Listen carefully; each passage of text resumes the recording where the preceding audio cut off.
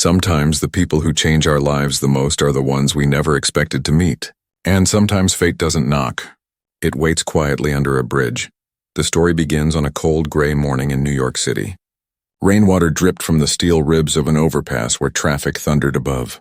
Beneath it sat a teenage girl named Lila, her cardboard shelter half collapsed, her thin fingers tracing numbers on a piece of scrap paper. She was teaching. Across from her sat Sophie, a 9-year-old girl with wide, curious eyes and a pink backpack too clean for this side of town. Between them lay flashcards made from cereal boxes, a dull pencil, and an old notebook filled with fractions, equations, and tiny sketches that made math feel like art. Then, a shout cut through the air. "What are you doing with my child? Step away from her." A man in a tailored suit stormed toward them, his shoes splashing through puddles. His name was Daniel Reed, CEO of a fast-rising tech firm and one of the city's youngest billionaires. In that moment, though, he wasn't thinking about business.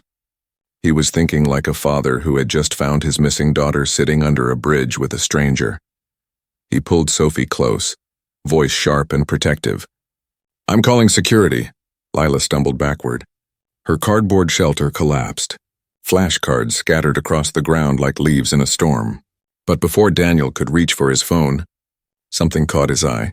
A notebook that had fallen open at his feet. His daughter's handwriting.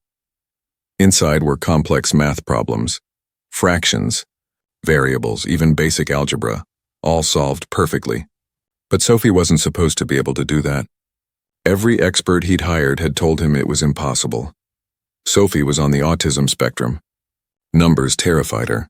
Equations blurred in her mind like waves crashing too fast. 3 specialists had tried and failed to reach her. Yet here were pages of flawless work, done by his daughter. Daniel froze. He looked at the homeless girl, her clothes soaked, her face smudged with dirt. Lila stood slowly, trembling but calm. Her voice was steady. "I'm sorry, sir. Your daughter was struggling.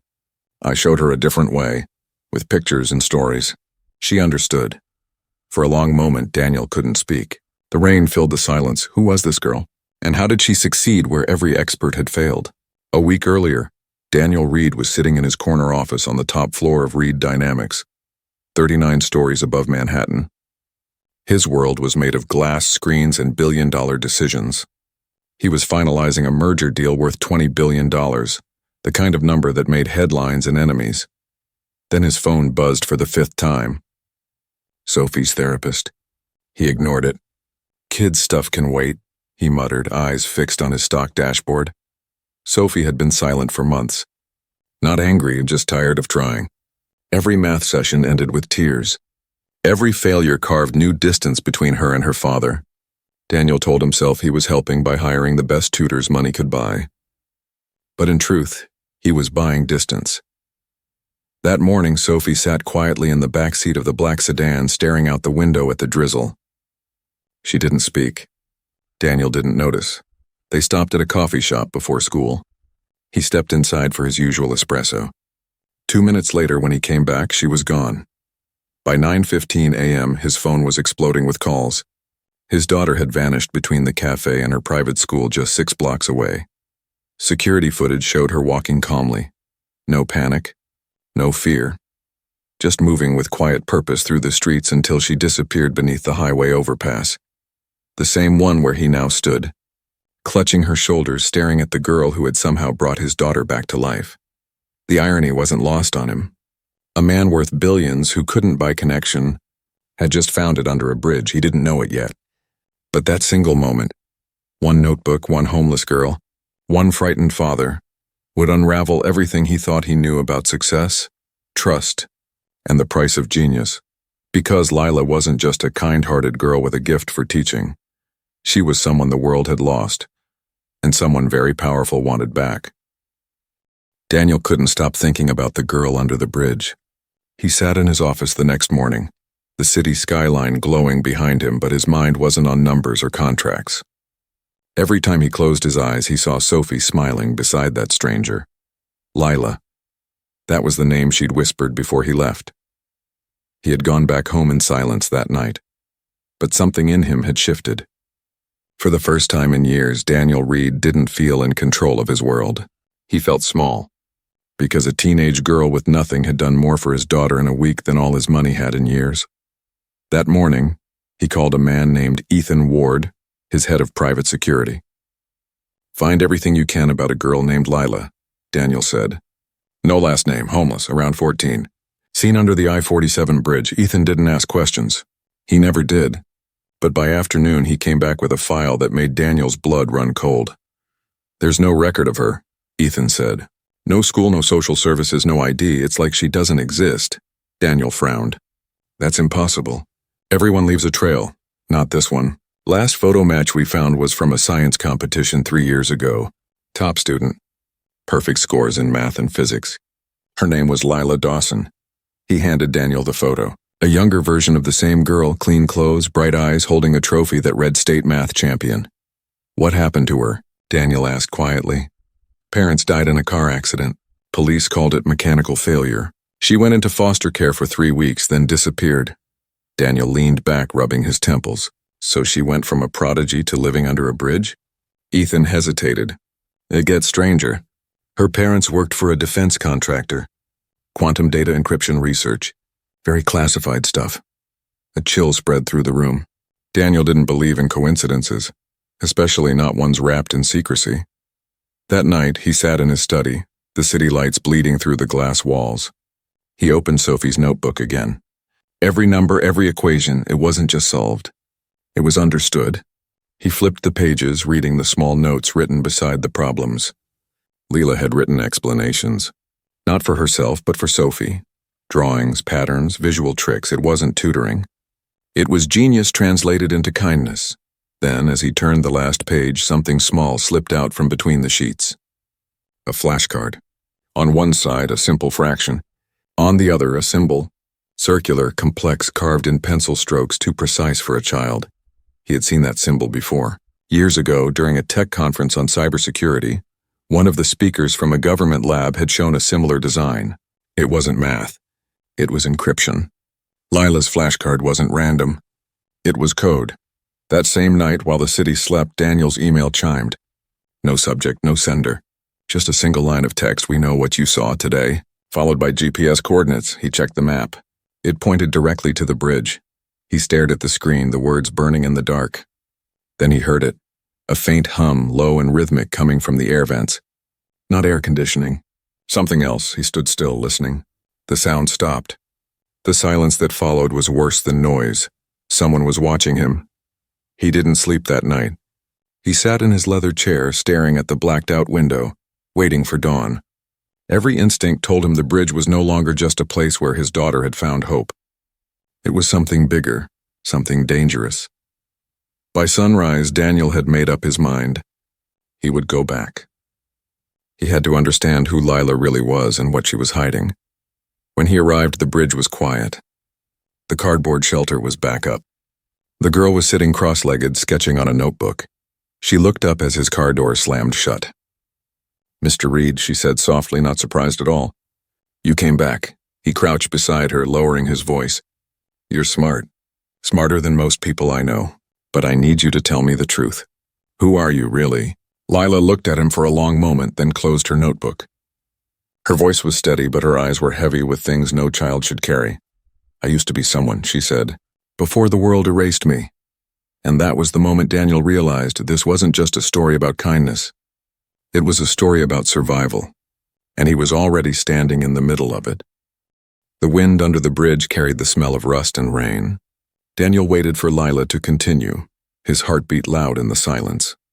She looked smaller now, wrapped in a faded coat that barely held together. "I was 12 when everything disappeared," she said.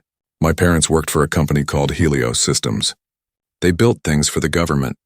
Encryption codes, communication firewalls, things that protect secrets. One night they told me we were going on a trip. The next morning our car went off the road. I survived. They didn't." Her hands trembled as she spoke, but her voice never broke. The next day, men in black suits came to the hospital. They told me my parents were heroes. They also told me to forget what I'd seen. They said I'd be taken care of. But they lied. Daniel watched her draw circles in the dirt, lines connecting them like constellations. They put me in foster care. For a while I tried to fit in, but someone was always watching. I'd wake up to find people going through my things, asking about my parents' research, asking if I remembered the formulas. She paused and looked up. I ran away the night I saw the same black car parked outside my window 3 nights in a row. I've been running ever since. Daniel's throat tightened. He had met people like that in business, men who hid their power behind polite smiles. Men who could erase lives with a single phone call. Who are they? He asked. I don't know, Lila said. But they're not done with me. They think I know something my parents didn't finish. And maybe I do. She reached into her jacket pocket and pulled out a bracelet, silver, worn, engraved with a delicate spiral of symbols.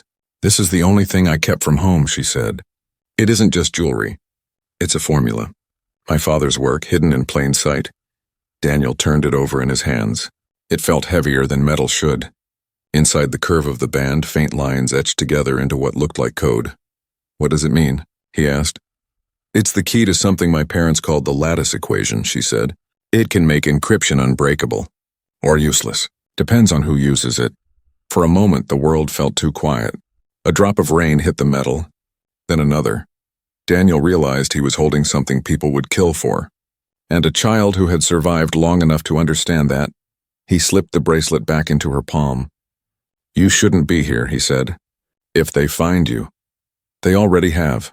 Lila interrupted, her eyes flicking to the far end of the bridge. A black sedan sat parked in the shadows. Its windows were dark. Engine off, but Daniel saw the faint glow of a cigarette inside. He stood slowly, his instincts screaming. Get behind me. The car door opened. A man stepped out, tall, expressionless, moving with the confidence of someone who didn't fear being seen. Another man followed. Both wore gray coats, the kind that looked expensive but practical enough to disappear into a crowd. Daniel's pulse hammered. Get in the car, one of them called out. His voice was calm, professional. We're not here to hurt you, Mr. Reed. We just want to talk about the girl. Lila's fingers dug into Daniel's sleeve. They found us, she whispered. He didn't think. He grabbed her hand and ran. They bolted up the slope, gravel sliding beneath their shoes. Daniel's lungs burned, but adrenaline kept him moving. He could hear footsteps behind them, steady, relentless. The kind of pursuit that came from men trained not to get tired. They reached his car, a black sedan idling on the service road. Daniel shoved Lila inside and hit the gas before her door even closed. Tires screamed against wet asphalt as the city blurred past.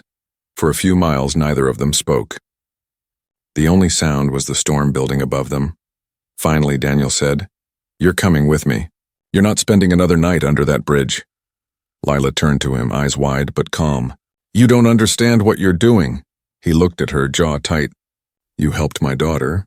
You brought her back to life. I'm not leaving you out there for people like that to find. She shook her head. Then they'll come for you too.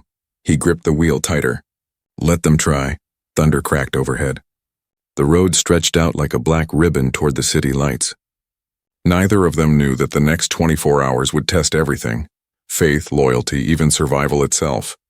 Because Lila wasn't the only one being hunted anymore, and the game had just begun. Rain hammered against the windshield as Daniel drove through the city's deserted streets. Each red light felt like a trap, every shadow like a pair of watching eyes.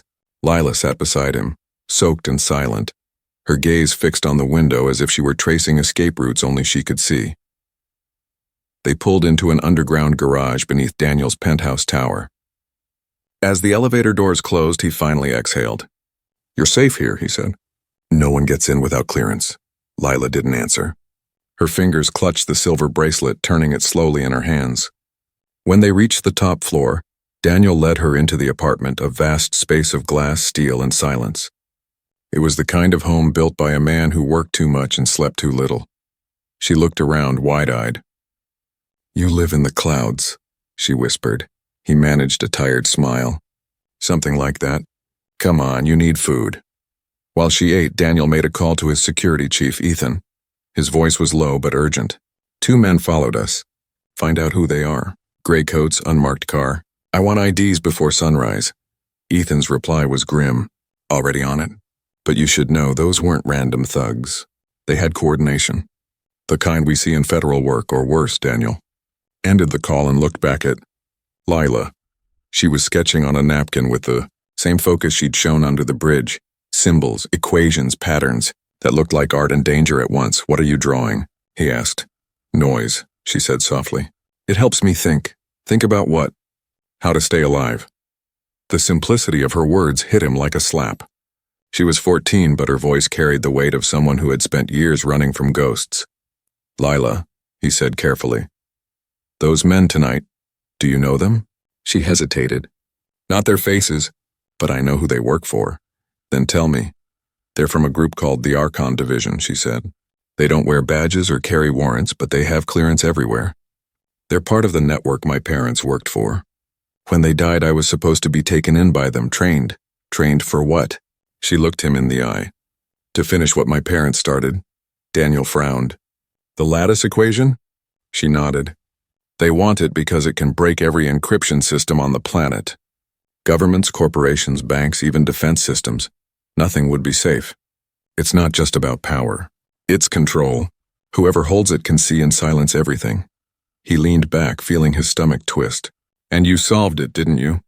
Her eyes flickered toward the bracelet. Yes, but I never wrote it down. It lives here, she said, tapping her temple. That's why they can't let me disappear. Daniel ran a hand through his hair. He had faced hostile takeovers, lawsuits, and corporate espionage, but this was something else entirely. This was invisible war. Then the elevator dinged. He turned sharply, muscles tensing. The doors opened to reveal Ethan holding a tablet, eyes grave. You need to see this. He placed the tablet on the counter. A live feed showed the alley behind the tower, 2 SUVs parked with their lights off. Inside, silhouettes moved, coordinated, patient. They're here, Ethan said. Lila stood up fast. You have to let me go. If they think I'm with you, they'll come inside. Daniel shook his head. You're not leaving. Then we all die, she said. Her voice wasn't panicked. It was certain. Ethan drew his gun. Sir, if they breach the lobby, I can hold them, but not for long. Daniel's mind raced.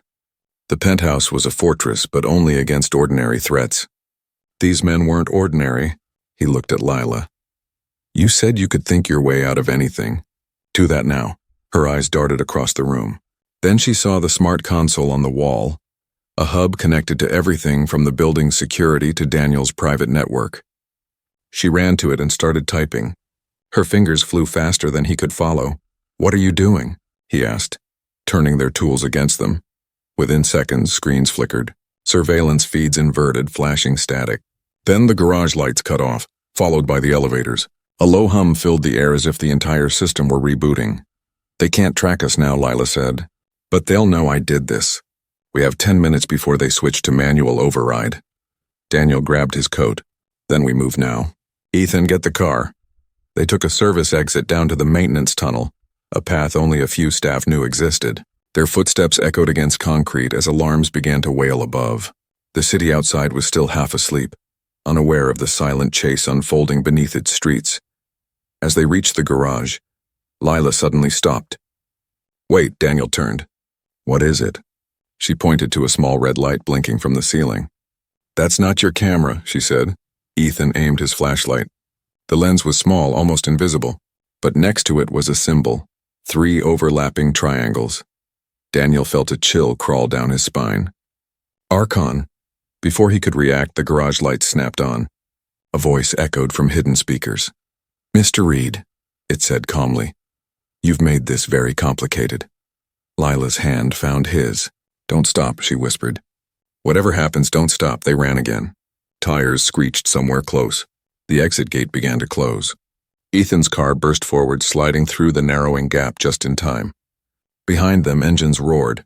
As the city lights blurred past once more, Daniel looked in the mirror and saw black SUVs chasing at full speed. Lila was pale but focused, clutching her bracelet like a lifeline. Where do we go? He shouted. Anywhere they can't follow signals, she said. We need silence, no towers. No tech. The map in his head pointed to only one place, an old family cabin up north off the grid, forgotten by everyone but him. He pressed harder on the gas. Then that's where we'll go. Neither of them spoke for the rest of the drive. But in that silence, one truth settled between them. Running was no longer enough. They would have to fight back. And when they did, The world would learn exactly who Lila Dawson was and what she could do. The highway stretched into darkness as Daniel drove north, rain streaking across the windshield like threads of glass. The city lights faded behind them, swallowed by forests and fog. In the passenger seat, Lila stared out the window, silent but alert, her fingers tracing invisible symbols on the cold glass. By the time they reached the cabin, dawn had turned the sky a dull silver. The place sat deep in the woods, an old structure built long before Daniel had money or enemies. No cell signal, no cameras, just quiet. He parked the car in the overgrown driveway and stepped out. The air smelled of pine and wet earth. Lila followed, wrapping her arms around herself. "It's beautiful," she said softly. "It's safe," he replied. "At least for now." Inside, the cabin was sparse but solid. Daniel lit a fire while Lila curled near the window, watching the road disappear into fog. The silence between them was heavy, filled with questions neither dared to ask. When he finally spoke, his voice was low. "Tell me the rest, Lila, everything." She didn't look at him. "My parents knew their research would change the world. The lattice equation could make any system unhackable, but it could also destroy privacy forever. Governments wanted it. Corporations wanted it. They didn't trust anyone, so they hid the solution." She touched the bracelet around her wrist. "They engraved it here. They thought no one would look for it on a child." Daniel leaned forward. "You're telling me the answer to the most dangerous code on Earth has been sitting on your wrist for 3 years? Lila nodded. "And they've been watching me every day since. Not because they want to protect me. Because they want control." Outside, a faint crack echoed through the forest like a branch snapping under weight. Lila froze. Daniel reached for the pistol he kept in a locked drawer near the fireplace. Another sound. Tires crunching gravel. "They found us," Lila whispered. Daniel moved to the window. 3 black SUVs were parked halfway down the path. Men in tactical gear spread out, moving with silent precision. The same triangular insignia marked their sleeves. He looked back at Lila. "Stay low." She didn't argue. She crawled behind the heavy wooden table, clutching the bracelet so tightly her knuckles went white. A voice shouted from outside. "Daniel Reed! You're harboring federal property. Step outside with the girl. This doesn't need to end badly." He shouted back, "She's a child, not property." A pause, and the calm, familiar voice he dreaded most. "Mr. Reed, it's Dr. Marcus Hale. You know what's at stake. We only want to ensure the girl's safety. Let us take her and you can walk away." Lila's whisper trembled. "He's lying. He's the one who sent men to kill my parents." Daniel's jaw tightened. "Then he's not getting you." The front door shuddered under the force of a battering ram. The hinges groaned. The second hit splintered the frame. Daniel raised the gun, heart pounding, ready to hold them off for as long as he could. But before the third strike came, Lila stood. "No," she said, voice suddenly steady. "No more running." She walked to the console on the wall, a relic from the cabin's security system. "I can use their own signal against them," she said. "They track through encrypted frequencies. I can loop them, blind them." Daniel watched as her fingers flew across the keypad, the machine's hum rising like thunder. Static buzzed through the air.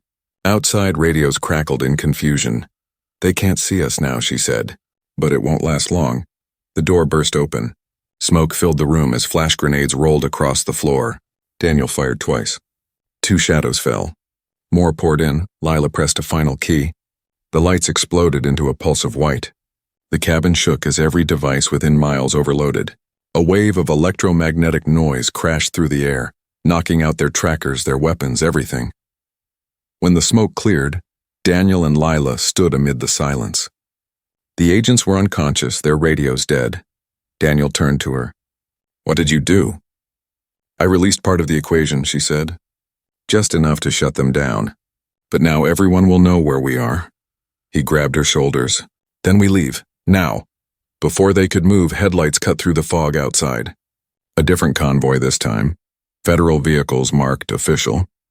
The lead car stopped and a woman stepped out. She wore no insignia, only a dark coat and steady eyes. "Mr. Reed," she called out. "I'm Director Hayes of the National Science Council. Stand down. We're not Archon. We've been tracking them for years." Daniel didn't lower his guard. "Prove it." Hayes held up a file. "Lila Dawson is under our protection. Archon is a rogue faction. They've been trying to weaponize her parents' work. We're here to end it. Lila stepped forward cautiously. You can protect me? Hayes nodded. If you trust me. Daniel looked at Lila. Her eyes were full of exhaustion and quiet hope. For the first time, she didn't look like a fugitive. She looked like a child ready to stop running. He nodded slowly. Then we'll trust you. But she doesn't go anywhere alone. Hayes extended a hand. Agreed. By the time the sun rose, Archon's agents were gone, their systems fried. Lila sat in the back seat of the government vehicle, watching the forest vanish behind her. Daniel sat beside her, hand resting protectively on the armrest. She turned to him. Do you think it's over? He gave a faint smile. It's never over. But it's safer now. She looked at the bracelet, then slipped it from her wrist and handed it to him. Keep it. The world doesn't need this yet. He took it carefully, knowing what it represented, the weight of knowledge, the cost of brilliance, and the danger of power. Months passed. Lila was placed in a special education program, where she could finally study without fear. She lived with Daniel and Sophie in a quiet suburb, where laughter returned to their home. Sophie thrived under her guidance, her confidence blooming again. One evening, Lila stood on the balcony watching the sunset. Daniel joined her holding 2 mugs of cocoa. You know, he said, you changed us. Me, Sophie, everything, she smiled.